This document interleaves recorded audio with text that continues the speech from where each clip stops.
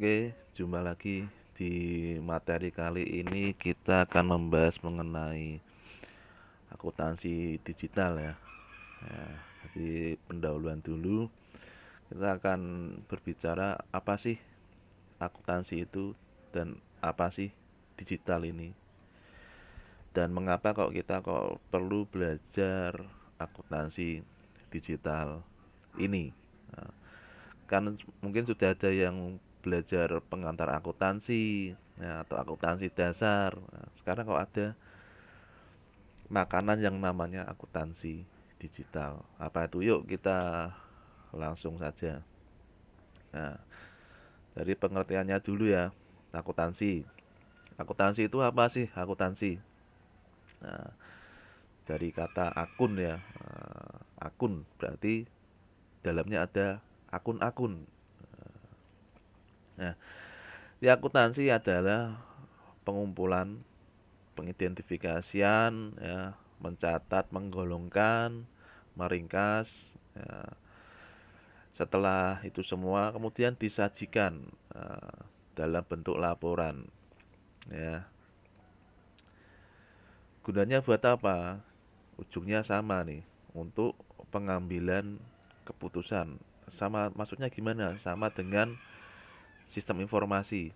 Ya, jadi kalau di sistem informasi itu kenapa sih kok kita perlu belajar sistem informasi? Nah, karena kita ujung-ujungnya memberikan hasil analisa, memberikan laporan untuk apa? Membantu pengambilan keputusan. Nah, atau kalau sudah menjadi sebuah sistem namanya DSS, Decision Support System, sistem pendukung pengambilan keputusan. Nah, ini kalau di akuntansi lebih detail ya. Detailnya apa? Ini misalkan yang saya highlight ini di proses pengumpulan. Yang dikumpulkan apa sih? Data. Jelas data ya. Kalau ada yang tanya, data ini apa? Nah, data ini adalah fakta. Fakta apa? Ya, terlalu belum membumi ya. Fakta ini apa? Kejadian. Kejadian itu apa? Ya, kejadian yang ada di sekeliling. Nah, dalam hal ini kejadian-kejadian yang berhubungan dengan keuangan kalau akuntansi itu, ya. Kemudian yang dikumpulkan itu apa? Nanti hubungannya dengan akun-akun. Nah, kumpulan akun nanti ada istilah yang namanya COA. Nah, apa itu COA? COA itu C-nya chart, O-nya of, A-nya account, chart of account. Jadi kumpulan akun-akun.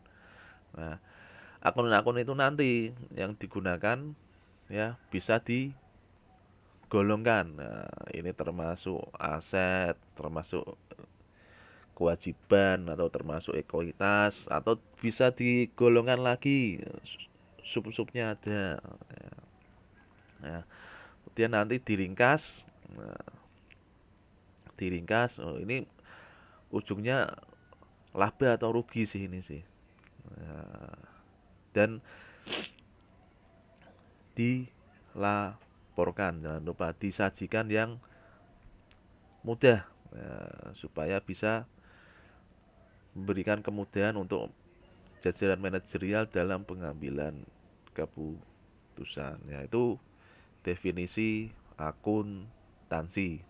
Ya. Kemudian definisi digital itu apa? Definisi digital. Ya, digital itu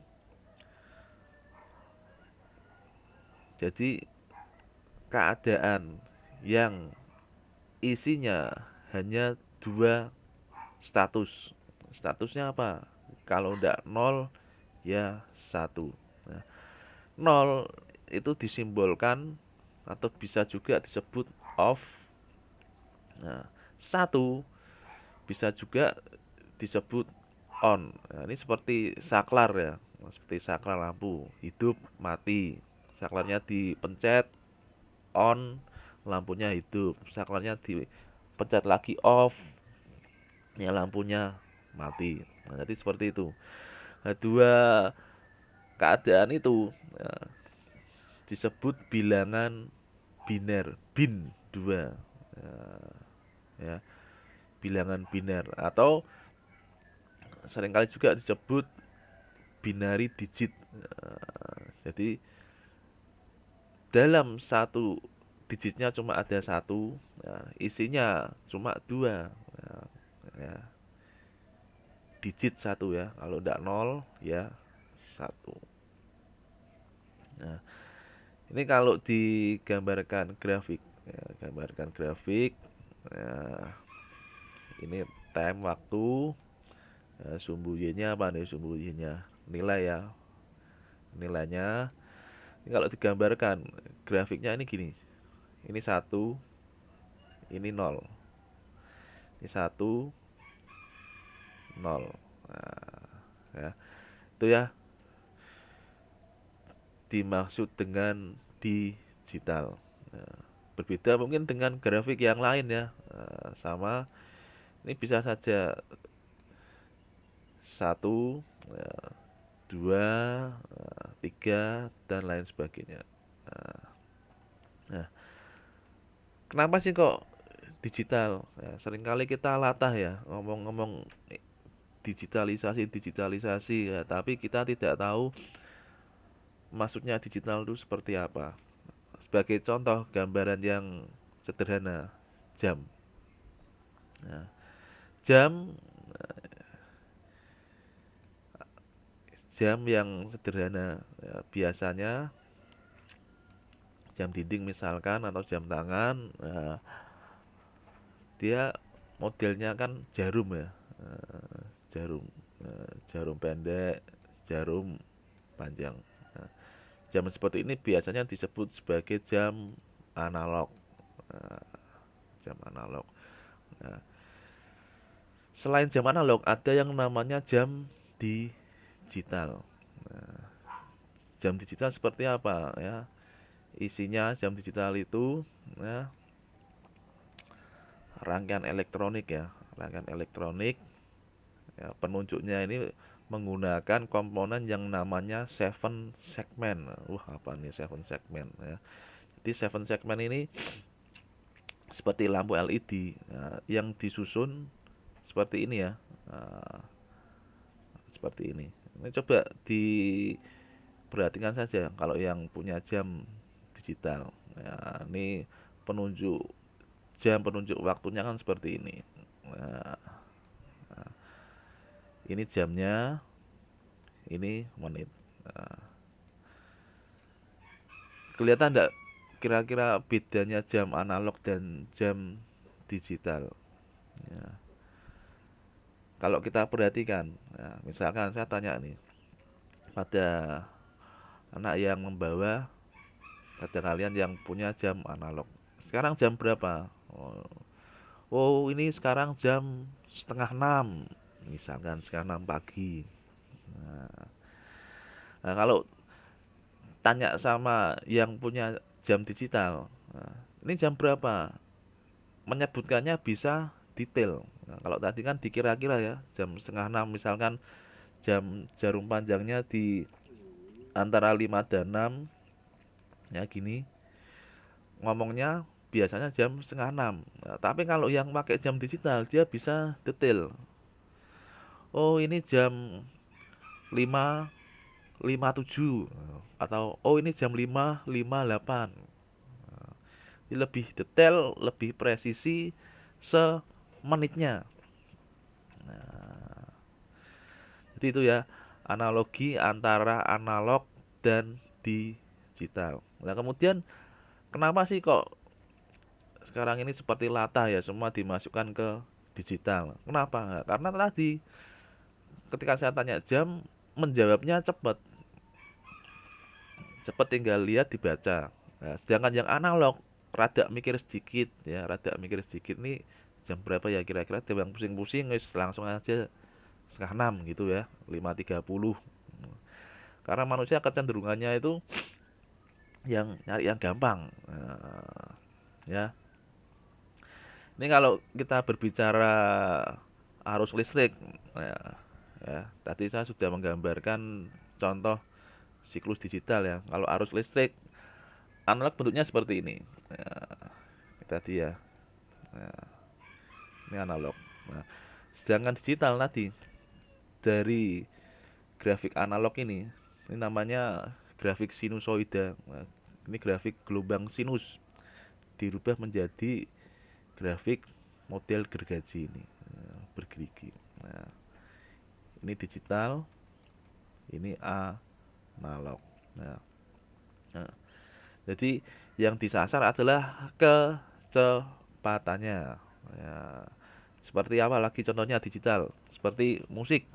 Nah, zaman dulu ya, kalau ada yang tahu ada kaset ya, atau lebih lama lagi ada piringan hitam.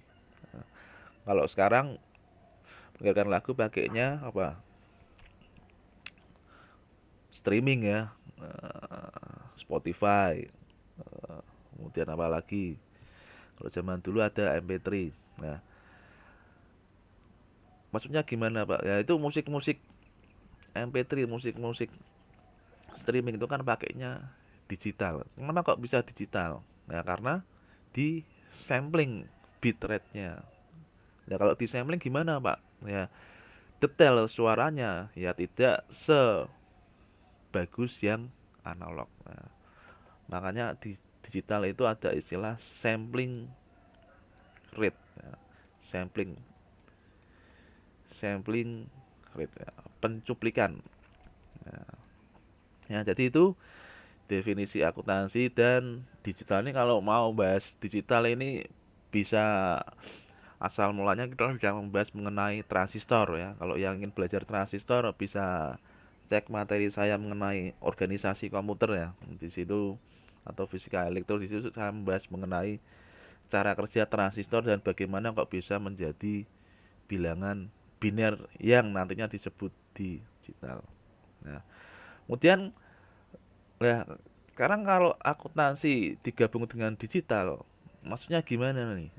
Nah, jadi akuntansi yang digabung dengan digital berarti kan masih tetap ilmu dasarnya akuntansi mengumpulkan, mengidentifikasi dan laporan ya dengan siklusnya yang tetap dengan patron-patronnya ilmu akuntansi, tetapi digabung dengan kelebihan digital. Tadi kelebihan digital apa?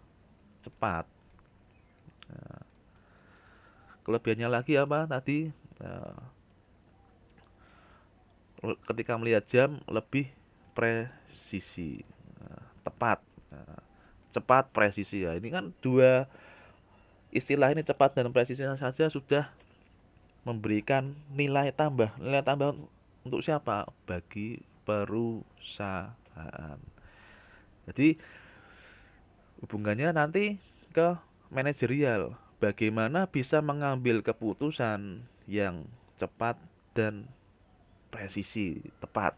Nah, itulah maksud dari kita belajar akuntansi digital. Nah, sebelum kita melangkah lanjut lagi mengenai akuntansi digital, kita harus mengetahui dulu beberapa tipe file kompresi ya, beberapa tipe file kompresi ya, karena nanti bunganya kita belajar ini. Ya, ini kita spillkan dulu ya. Tipe file kompresi ini ada berapa ya? Ada RAR, ada zip. Ya, mungkin yang asing ada tar-gz dan 7zip ini ya. Tapi pada dasarnya sama nih, 7zip juga sama. Tar-gz ini kompresi yang ada di sistem operasi biasanya dipakai di Linux. Nah, tar-gz. Nah, kemudian yang perlu kita ketahui juga aplikasi pengolah untuk mengolah spreadsheet. Nah, spreadsheet itu apa? Nah, seringkali orang taunya spreadsheet itu ya Excel. Nah, kurang tepat ya karena Excel itu kan merek, brand. Brand dari siapa? Ya brand dari Microsoft Office ini. Nah, ya brand. Nah, sedangkan di lapangan spreadsheet ini, aplikasi spreadsheet ini ada banyak ya yang bisa digunakan sebagai spreadsheet. Contohnya apa aplikasinya? Bisa cari ya OpenOffice, LibreOffice, atau yang mau model cloud. Nah, cloud itu apa? Tinggal buka browser, ya, tinggal buka browser, nanti bisa tahu, bisa dibuka ya seperti Excel, kotak-kotak gitu ya. Tapi pakainya browser dan hanya butuh akses internet. Tentunya juga akun Google ya.